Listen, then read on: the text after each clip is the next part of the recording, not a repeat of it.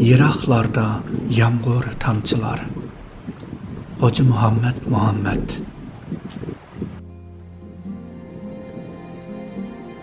Bağlar kakkuk, çiçekler derya, sular akar mamuk bedende. Usul oynar deşti bayavan, cendesini taşlap çimende.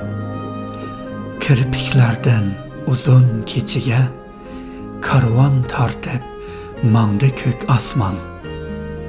Həsretide yalğız oldurup, nakşı eytar g'amkin bir canan.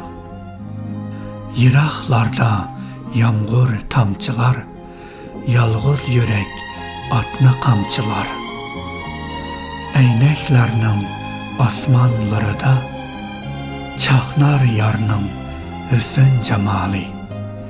Eyneklerinin deryalarıda akar yarnın derdi hiyali.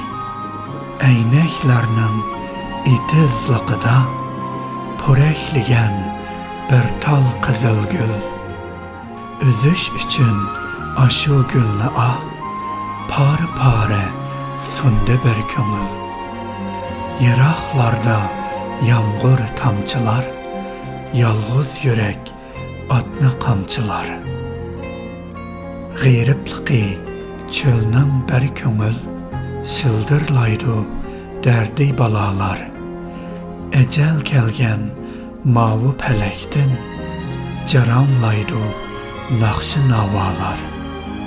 Temri gece ta ki Adem'den, tügümeydu ishqi muhabbet.